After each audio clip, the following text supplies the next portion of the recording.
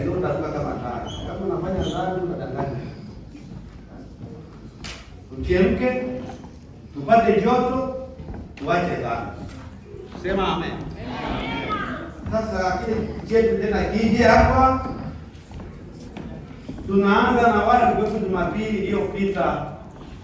Tulisema nini? Kwa haraka haraka. Na unakumbuka nini? Mpe maji kufanya haraka haraka ili somo tulimalize wiki ijayo, na somo lingine la mwalimu mwingine.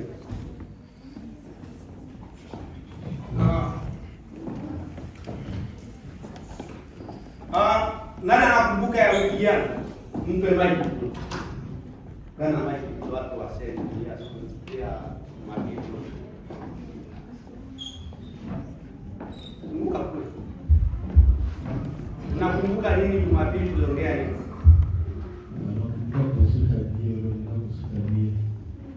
Na wewe ulikugusa wapi ya eneo gani ambao unaona kama kugusa kidogo?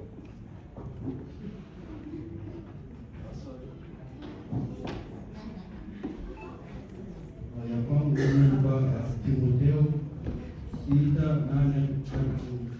Wewe hiyo ulikugusa. Timotheo wa kwanza 6:8 hadi 10. Mwingine nani?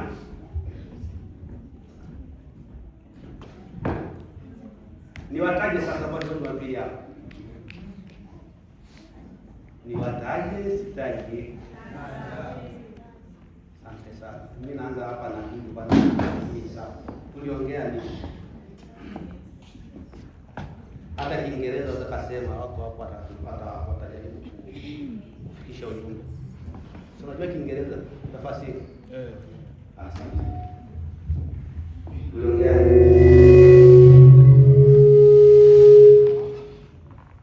Tuliongea nini? Tuliongea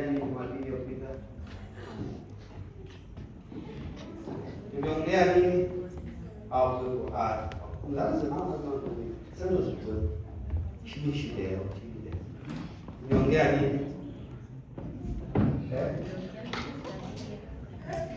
Tuliongea tabia. Zilikuwa ina ngapi za tabia? Sawa. Tulianza ya wapi? Tunaanzia wapi? Twende pale. Ulikuwa Jumapili tuliongea nini? Kuhusu tabia. Halafu tuliongea kitu gani? Unakumbuka? Twende hapa. Tuliongea kuhusu tabia 7.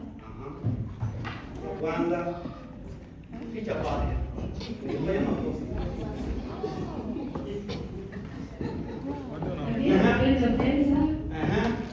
Tabia ya mwili. Tabia ya mwili, pesa. Tabia ya asili. Ya asili. Tatu hizo. Hata wewe. Sasa tukitoa tatu mbaki 4. Ana asilimia ngapi? Ana 40. Mpigie makofi. Picha Kiingereza. Tukaongea nini Kiingereza?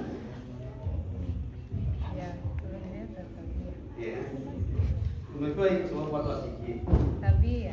Tu basi tabia.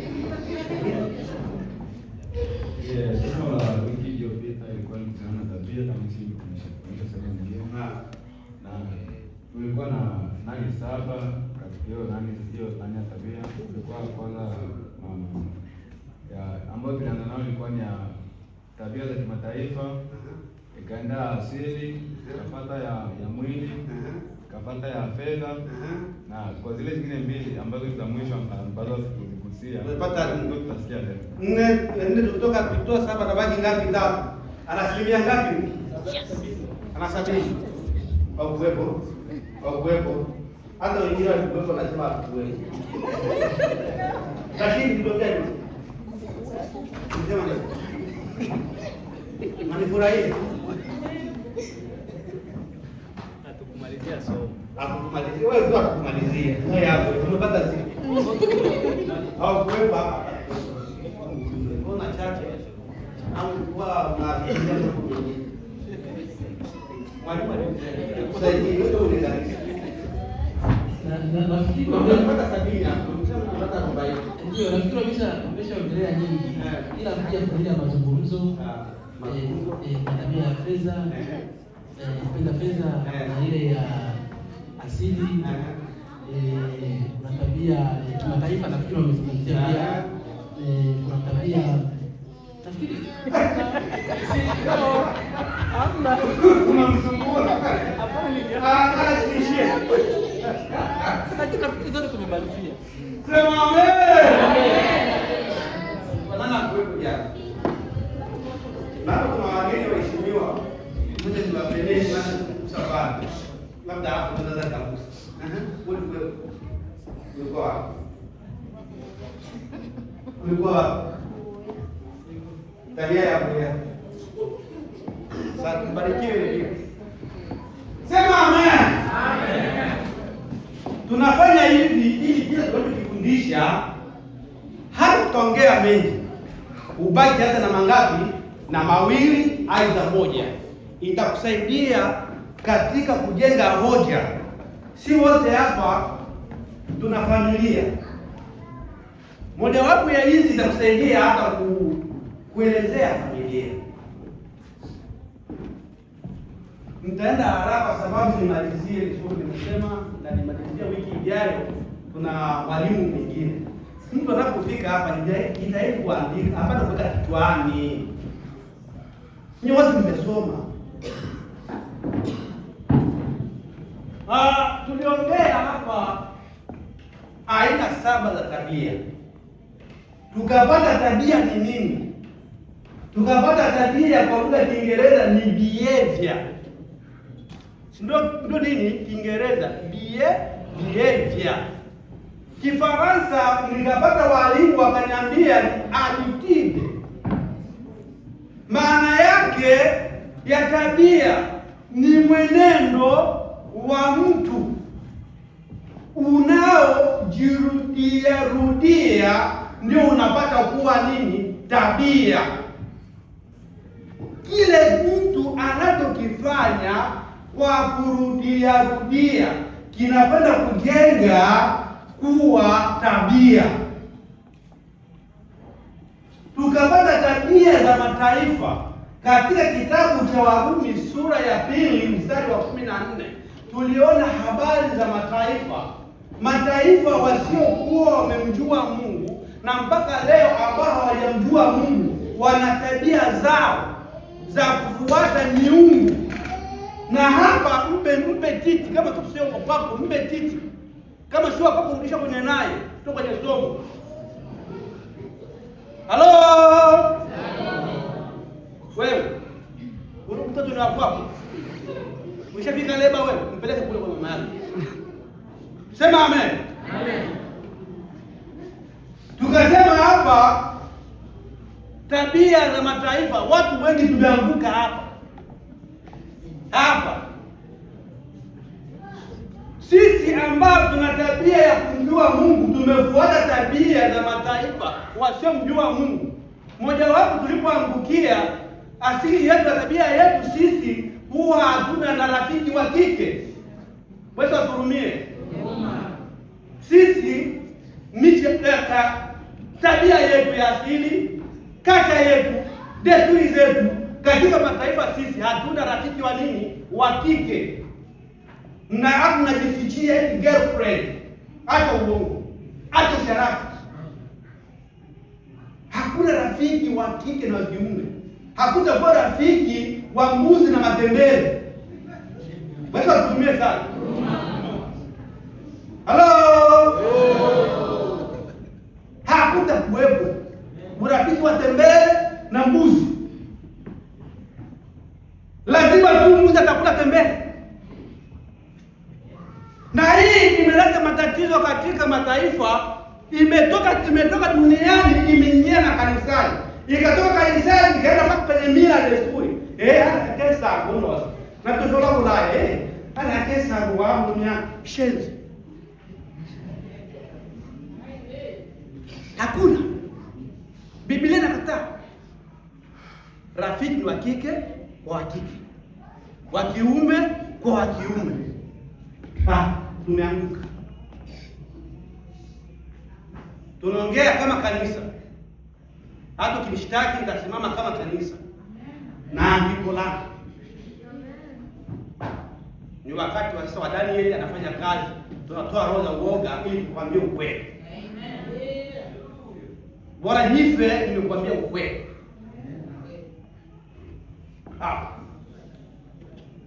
Kanisa limevamiwa na hii asili. Tumeiga asili hapa, tumeiga asili za watu. Tulishaongea, kama ukuwepo utaangalia kwenye YouTube bado leo, sitarudia. Tukaongea habari za mwili. Asili yetu kama hapa sisi tunaamini mila yetu ya desturi ni heshima kwa baba na mama, si ndivyo? Lakini siku hizi watoto wataka waheshimiwe. Mtoto asifokewe. Usimuulize umeshinda wapi na umelala wapi, anajitembelea anavyotaka. Hapana, umeiga asili isiyo ya kweli, isiyo kwa ya Mungu, isiyo kwa ya tabia ya nzuri. Tukaongelea sana habari ya tabia ya mwili. Tabia ya mwili, mwili unadanganya mwanadamu.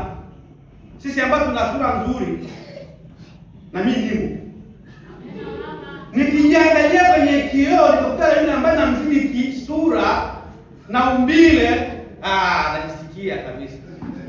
Alafu kuna kijicho naangalia, alafu nikishaangalia katika kijicho najianza kujicontrol mimi na yeye hapana.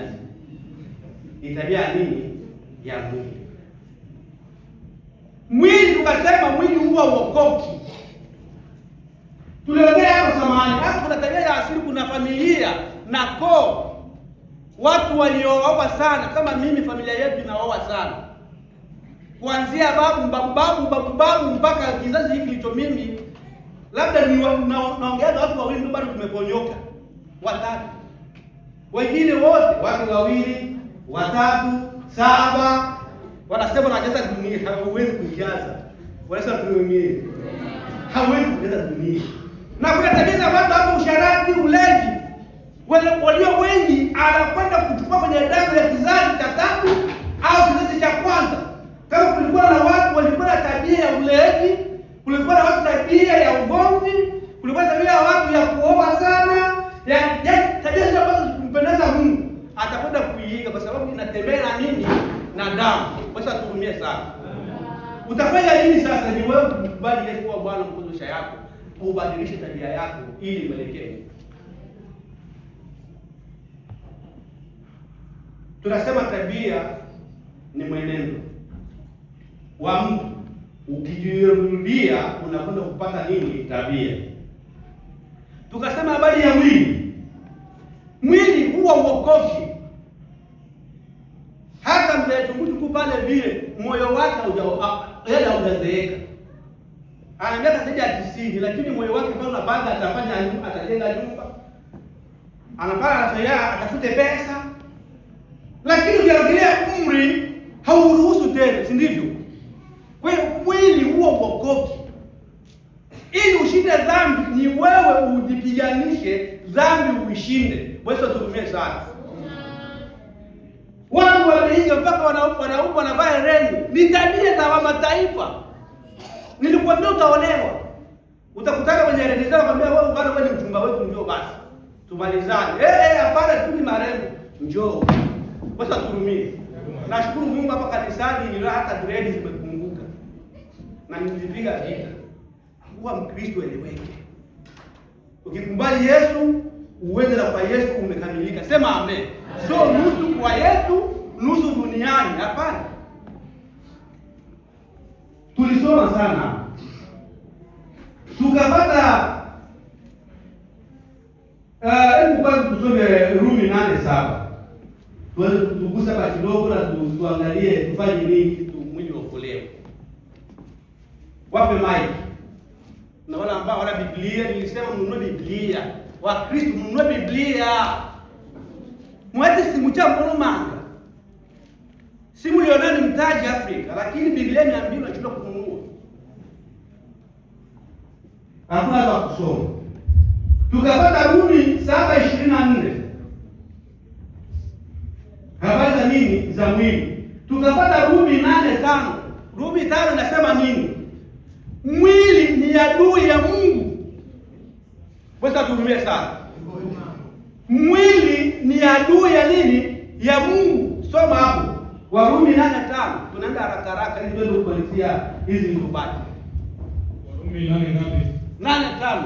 Warumi 8:5 nasema.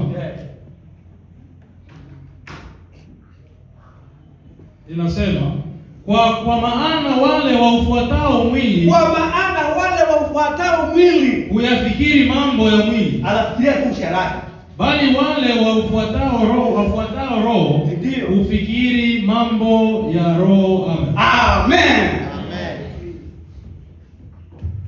Kama uko mtumwa wa usharati, maisha yako tu ni kuangalia wanawake tu usoni, ni kuangalia maumbile tu, yule ni mzuri, yule ni mzuri. Kama wewe ni mlevi, utafikiria tu napata kombe bure. Kama wewe ni muongo, unakwenda kufikiria nitatunga nini jambo. Basi turumie sana. Ni mwili. Na mwili ni lazima wewe utiishe. Nilisema utiishe. Nilikwambia hakuna ambaye hasiyeweza kufanya udhilifu. Lakini mtu anakwenda kuuacha kwa sababu ameamua kuwa Mkristo wa nini? Wa kweli. Hapana kugawanyika, uile huko au uje huko. Hapana. Kama ungali tu na deni ya kwenda kufanya uzinzi, nenda kwanza. Mtu mmoja akasema kwamba ningali na deni ya kufanya kwanza shetani. Alipokwenda kufanya shetani kwanza, ile deni ishi akafia huko. Wacha tuumie. Ukiamua kuokoka, utiishe mwili wako. Uzuie mwili wako, ndiyo hekalu Roho Mtakatifu. Utakapokuwa umefanya hivyo, hata wale kuzunguka watakuona wewe umekuwa ni Kristo. Sema amen. Watu wanasikia. Wewe uko hapa, watu wanakusikia. Nikiwa Afrika, watu wananisikia. Hawakuoni lakini watafanya nini? Watakusikia. Waongo leo tena. Unamsikia fulani huko, anapokifanya huko, watu watafanya nini? Watakusikia. Tukasema ili kudhibiti mwili wako, angalia Wathesalonike wa kwanza sura ya 4 hadi 4. Sura ya 4 nasema hivi: na utiisha mwili wangu. Tunarudia, soma baba. Wathesalonike wa kwanza sura ya 4 aya ya 4.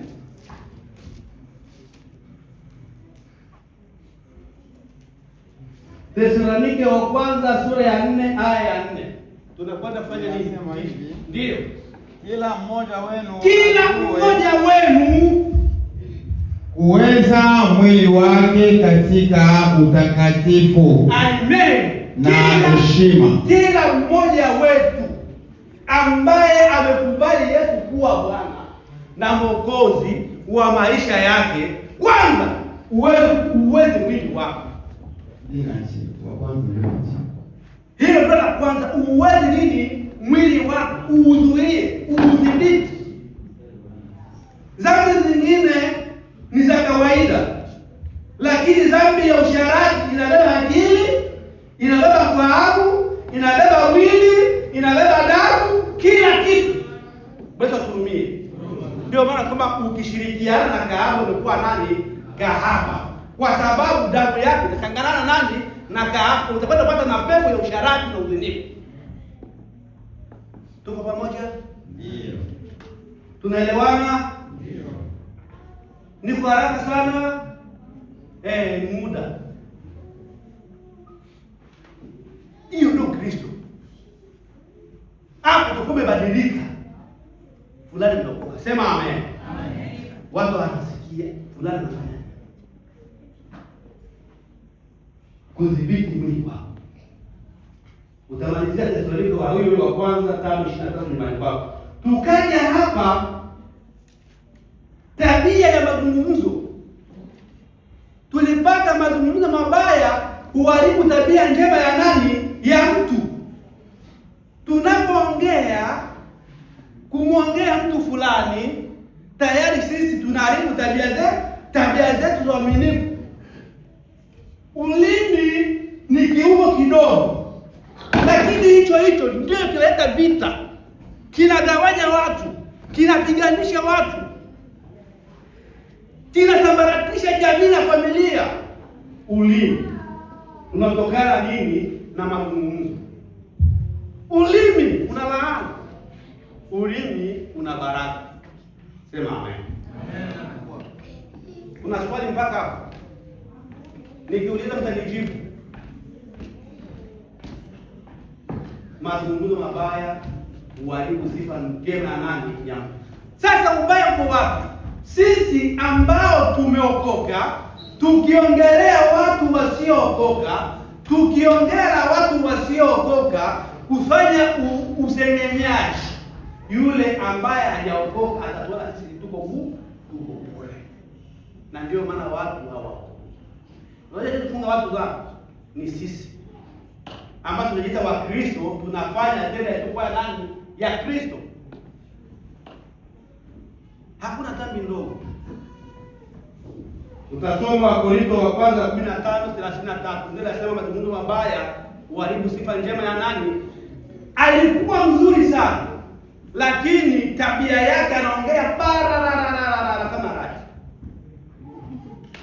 Anazusha, kizuazua, habari za kweli sio kwa za kweli. Wewe kuropoka hapana. Sikiliza. Biblia inasema hivi, uyaongeao ndio unajaza moyo wako. Kwa hiyo unaweza kaongea kitu ukafikiri umetamka labda katika utani, mwingine akakichukulia ni maanani. Ina maana kwa kiongea kimetoka moyoni.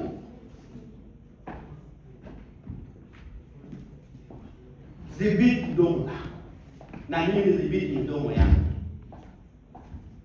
Tuwe na mazungumzo yanayompendeza nani? Mungu. Tukaja hapa sasa kwenye ngoma yetu, tabia ya kupenda fedha. Hapa nikaongea kuna nyumba watu tumeoa na mwanamke ameolewa, lakini hapa tunaishi single. Halo. Mama yangu amecheka, amefurahi. Tukifika kwenye pesa, uchumi wa nchi, vipande 30 vilivyomuuza Yesu. Hapa watu tunaishi single. Mtaani, barabarani, tunatembea kwenye gari, mimi ndo dereva, mgangu kwa mke na mume. Lakini tukiingia ndani chumbani single kwa sababu ya pesa. Kupenda pesa. Maisha ya Afrika yalikuwa mazuri kwa sababu 90% mwanaume ndiye alikuwa mtafutaji, si ndivyo? Ndio. Hilo lina ubishi. 90% ngapi? Hata 98 inawezekana. Tulipopata sasa kuja kwenye mataifa, tukapata tabia ya nini? Ya mataifa. Mimi niliingia kwenye hii, nikaambiwa yako hii. Mimi na huyu akatoa yake hiyo. Sasa kama tuko hapa na huyu mtu ajiheshimu, ajui huyu ni nani, tayari usimbo naanzia hapo usimbo pepeo. Basi atumie. Usimbo unaanzia hapo. Hautaki baba watoto kama ilikuwa Afrika ajue kinachoendelea kwenye ile hatua nyingine ya kwanza. Sio mbele usimbo kuna shida. Asilimia nasema 80 ya wanawake hapa wanakwenda kuwa masingo kwa sababu ya fedha za watoto. Hataki baba ajue. Na hivyo mwezi wa saba unakuja. Kuna wengine sio hapa, lakini kama uko hapa uache.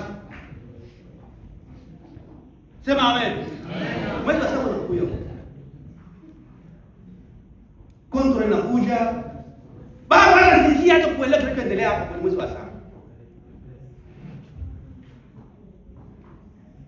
Bwana, Afrika ukumbuka kwanza Afrika tulikuwaje? Mahitaji yako ilikuwa kwa nani? Nikuambia kitu kimoja, kupenda pesa. Mtu mmoja, mimi nilikuwa shambani. Na huyu mzee naye sio kama mzake mitaani, kupenda pesa.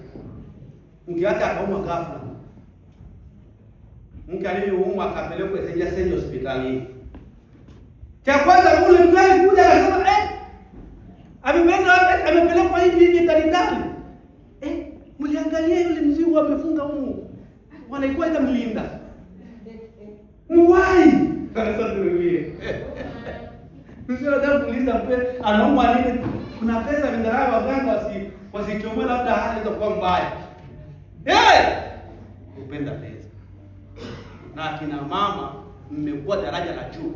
Mataifa ni watu.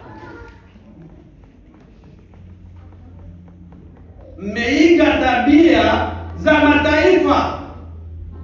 Hamtaki mnachokipata kushirikisha waume zenu. Baba ndio kichwa cha nini? Cha nyumba. Kuna watu hivi wanaonekana wakana akaunti 2 au 3. Kuna ile ya familia, mke anaenda na kwake, mume naye yuko na kwake. Na maisha yanaendelea, usingo unaendelea. Wewe aturumie sana. Kuna usingo. Upo kama wewe uko vizuri na shemeji. Mimi najua kuna wengine hapa kuna usingo. Na roho zinashuhudia. Roho Mtakatifu yuko hapa. Na kuna wengine watasema kwenye mtandao, Roho Mtakatifu atawashuhudia. Mgeuke. Kwa baba nao hapa, akishara mama ni mwaminifu, anampa mzigo wote, anasema hapana, mtoto mmoja mimi ni vinjali sasa la mtoto. Basi tuhurumie sana. Kuna makosa yanayofanyika hapa ya kutokuwa waaminifu kwa mali ambayo ni ya wote, Mungu amewasaidia kuipata. Hello. Nasema kama Fraser. Hallelujah. Amen. Tabia ya kupenda pesa. Mkirekebisha hapa nyumba zitakuwa na amani. Kama tungekuwa na gari kweli tunaoana, hatukuwasinga. Mwezi wa 7 unakuja. Mzigo wote unaleta ile karatasi unaandikiwa ile. Ndio. Nitauliza wazee mwezi wa 9. Walipewa karatasi tukaleta hapo. Na cha kwanza tufanye sasa. Kila mtu aombe mke wake simu yake afungue pili. Kila mtu aombe mume wake kwanza hapo. Mke wangu hapo ndio tunafanya kazi. Lakini ya mke wangu mimi nitafungua. Sema amen. Amen. Nikimpa atafungua. Tuanze kwanza. Tuanze. Kila mtu ampe mke wake na mke tubadilishe hapa hivi. Kupenda nini? Ni vikao vinaanza. Hapa lazima vikao vinaanza. Mungu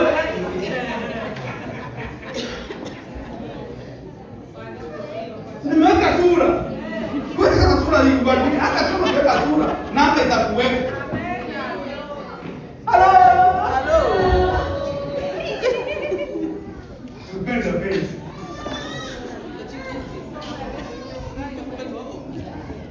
Ya watu wanabadilishana.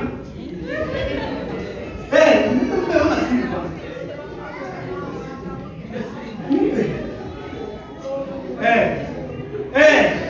Afungue kwa tunataka pale kwa mwalimu pale. Alafu tunaenda kwa katibu na kwa mchungaji. Unaona? Lakini siko huko najua kwa kila mtu anajua ina mzee. Na kama hapo tuanze tuvunje usingo huko hapa. Bwana Yesu asifiwe. Huu usingo tuwahidi. Wakina mama wanafikiria watoto ni wa kwao. Watoto ni wa baba mtoto. Atakuwa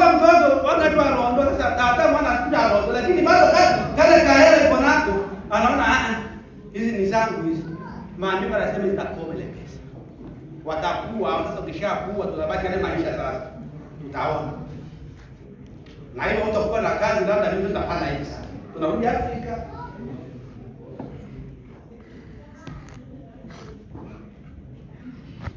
Watoto wanaishi.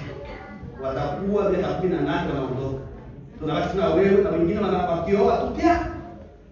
Wakioa pia. Sasa tunabaki na wewe ufanye kazi. Sasa utafanya ndio tutakuwa simu nzuri kabisa. Tuunganishe watu hapa. Hii tabia mbaya iishe ya kupenda fedha. Ulishaolewa, mali ni ya baba mtoto aliyekuoa. Unapeleka mali kwenu kwenda kufanyia kazi ya kwenu. Saidia, wewe ndio kusaidia, sio kujenga nyumba kwenu. Wabebe walijuwaka ole mlulu ndio ya Mungu. Sema amen. Amen.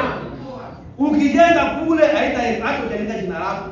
Ukivunwa na Mungu inawake wawiti, wewe hakuna kazi. Na zinaleta ugomvi hizo. Tunasema tunachokiona na tunachokiishi. Kama ni kujenga, mjengee watoto. Hapo napenda Kongo. Ukinunua uwanja wa Kongo anaandika mke na watoto wote kwenye ile karatasi. Sasa kama mnunua kwenu utaandikwa nani? Na huko umeficha ile ndio kimya kimya. Na zingine zikiandika kuna kusema na umeongea kimya kimya. Unaumia kimya kimya, zimeliwa na kaka yako kuna na wifi. Kimya kimya ndio kuna kusema kuna nyongonyea. Kwa sababu sio kunyongonyea. Mbona una raha? Ameliwa, zimeumia. Sisi zimefifa ziliwa na nuru. Na tabia. Tu waaminifu. Uzasoma Timotheo wa kwanza 6:8 hadi 10. Nimewapa watu nani maandiko wasome au kusoma? Usome au tu? Soma. Timotheo wa kwanza sura yake ya 6 mstari wa 8 mpaka 10. Inasema hivi katika jina la Yesu Kristo. Ila tukiwa na chakula na nguo tutarizika. Tukiwa taratibu mchungaji wangu. Ila tukiwa na nguo na chakula tunafanya nini? Tunarizika. Tunakula vyakula tunasaza. Tunapanda tu na hawa kina mama wanajua biashara kweli kwa mama zao. Na tunawapenda kila dakika 5 nyingine inatoka. Kila dakika 10 nyingine na yaani ukimaliza kununua tu saa hii haujapeleka kwa fundi kingine kitu kinakuja. Ikiwa kule jikoni wanataka kuchukua 3 zinakuja. Zinatoka zote ile huu. Tena nzuri zile zikiisha tu hautashiba. Hautazika. Ndio maana mke amstaenda huko. Mstari wa 9 inasema hivi. Lakini hao watakao kuwa na mali. Wao watakuwa na mali sasa. Huanguka katika majaribu na tanzi. Haleluya. Na tamaa nyingi. Haleluya. Zisizo na maana. Zenye kuzuru ziwatosazo wanadamu katika upotevu na uharibifu. Mali zinazokushia na damu na kuingia kwenye nini? Uharibifu. Unajua kuna kina baba wamekaa tu badala ya kusema mwanamke nakalia watoto. Kina baba wanasema tu nakalia watoto. Dunia imegeuka. Mtaenda wapi? Nakalia watoto. Akitoka pale ataonekana anaenda kupanga na wengine. Anatulia. Tutoke kwenye mfumo wa kupenda fedha. Hii ni share ya baba na mama. Kule kambini tulikuwa na hospitali inaitwa kliniki ya baba na nani? Na mama. Sikuwa kliniki ya kaka na dada baba. Ilikuwepo? Ya baba na nani? Tulienda. Kama papa akuja hakuna kupimwa. Si ndivyo? Sasa mbona wifi tukumuona pale? Kwa hiyo mali ni ya baba na nani? Na mama. Ni kwa niaba ya watoto. Watoto ni kiimifani. Wanasema nini kwenye kitabu? Watoto ni zawadi kutoka Mungu. Sasa ile zawadi ya watoto unaitoa unapeleka kwa mstahili. Bwana tuhurumie sana. Amen. Na wababa hivyo hivyo. Mali Mungu amekusaidia, unaenda kucheza na wengine huko pembeni. Kitaka kuja huku ni maradhi. Yale yasiyotibika. Bwana tuhurumie sana. Vijana msikia? Ndio. Mkioa mjue kama unaoa mnakuwa na share moja. Mtakubali? Ndio. Dangote tumeshaanza. Sana kubarikiwa. Sio tu nidanganya hapa. Nikifika pale nitamwambia leta pili tuangalie kwanza ufungue. Na inakuwa vigumu kama unaanza kushare mama yako ajua hata baba yako ajua. Hivi wanajua, eti unajua hata Dangote.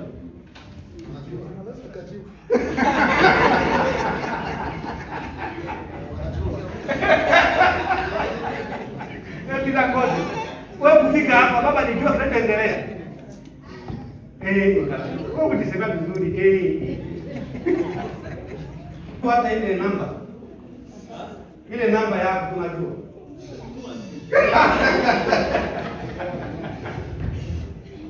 Haleluya. Tutajua tu. Sawa. Tutajua. Kupenda fedha. Ebrania 13:5. Methali 15:8. Twende haraka haraka. Waebrania 13:5 tunasoma katika jina la Yesu Kristo. Msiwe na tabia ya kupenda fedha. Msiwe na tabia ya kupenda fedha. Mwe radhi na vitu mlivyo navyo. Haleluya. Kwa kuwa yeye mwenyewe amesema, sitakupungukia kabisa wala sitakuacha kabisa. Haleluya. Turizike na kile tunachokipata. Fedha au pesa, huwa nasema mimi kwa upande wangu, pesa huwa sio nyingi na pesa sio ndogo. Kwa kile umekipata ukikisimamia kitafanya kazi. Sema amen.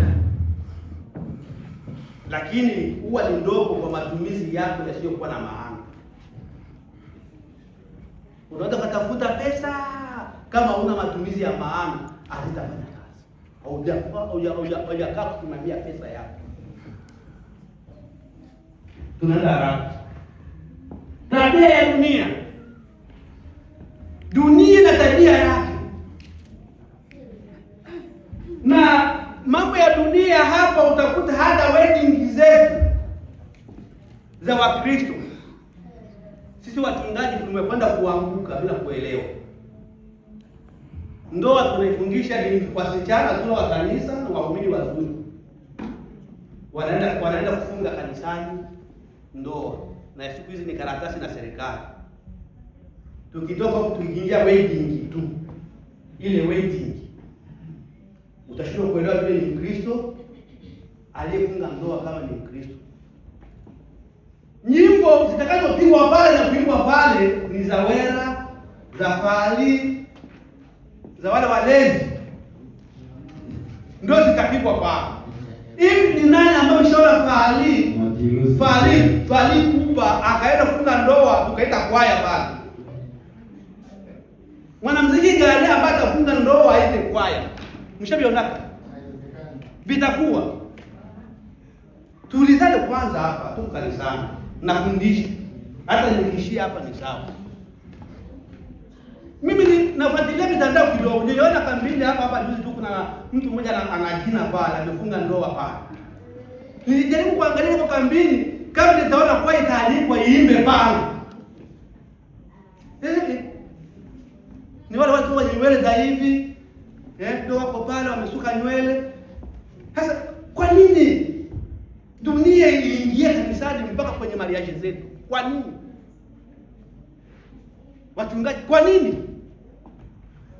Kukosa msimamo wa imani. Tusaidie kwanza. Ndio wachungaji. Watu wanakosa msimamo kwa imani na mafundisho kama unayoyatoa hapa yamekuwa machache. Mafundisho, kanisa limepungukiwa na mafundisho. Watu wafundishwe na watu hawataki kufundishwa. kufundishwa na wataki kusoma neno. Hapa mtaona hapa watu wakipata hapo, utasikia watu kutoka kule mlangoni ni Filipu. Mchungaji hapo kwa kesho kutwa yuko mkwaya. Amecheza muziki kwenye hadhara ya watu, alafu tena huyo anakwenda kuimba kanisani. Basi tuhurumie sana. Dunia imeingia kanisani. Badala ya watu wahubiri watu wa dunia, sisi sasa tumefuata nini? Dunia. Mambo ya dunia ni ulevi na ufuska. Uswahili kama ufuska. Nikisema hilo wengine hawataelewa. Ni mambo mengi ambayo sio mpendeza Mungu. Mambo ya dunia. Ni sisi tu tunaweza kuokoa dunia.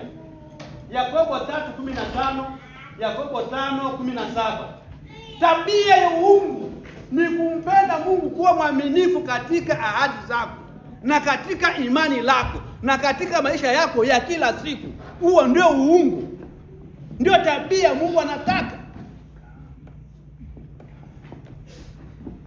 Kila watu anastahili kupigania kuwa katika maisha ya utakatifu, ingawa tu katika ulimwengu ambako kuna utelezi na shida na adha, lakini ujaribu kujitahidi kujionyesha umekubali Yesu na umebadilisha maisha yako. Maisha yako yawe mfano, yawe somo kwa watu wasiomjua Mungu.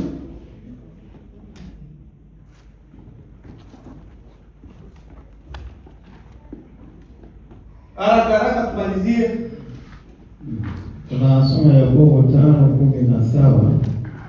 Inasema Elia alikuwa mwanadamu mwenye tabia moja na sisi. Ndio. Akaomba kwa bidii mvua isinyeshe. Mvua haikunyesha juu ya nchi muda wa miaka 3 na miezi 6. 5:17 Yakobo huyo 5:17 hapo. Huyu ilikuwa 17. 18 sasa. Tatu. Ni nani aliye na hekima na ufahamu kwenu? Ndio. Na aonyeshe kazi zake kwa mwenendo wake mzuri katika upole wa hekima. Sasa ni nani aliye na hekima katika ulimwengu wa dunia hii?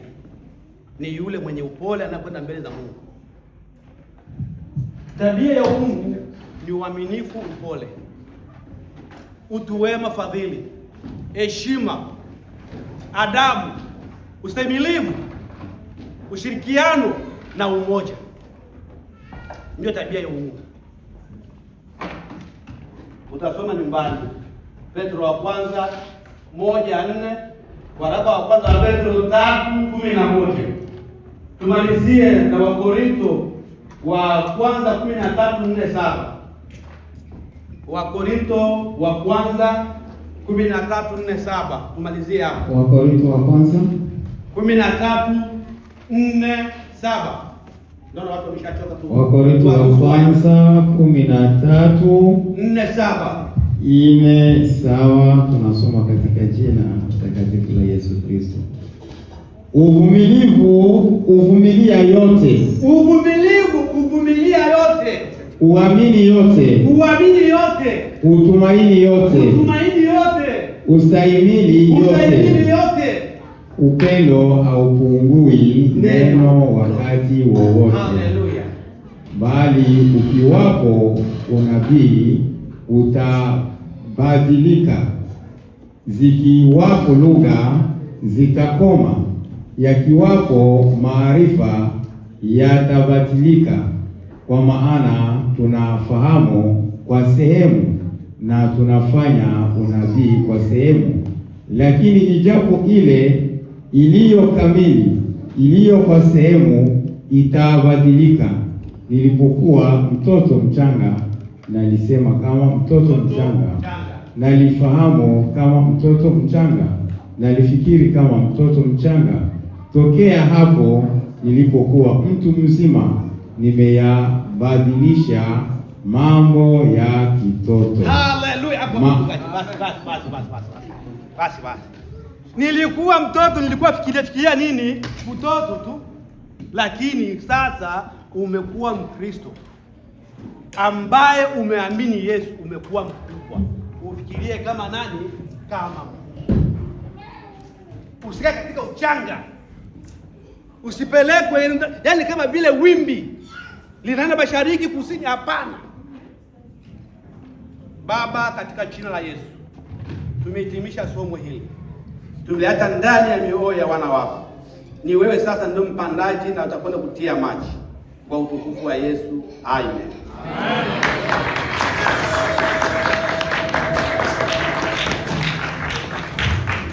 Bwana Yesu asifiwe.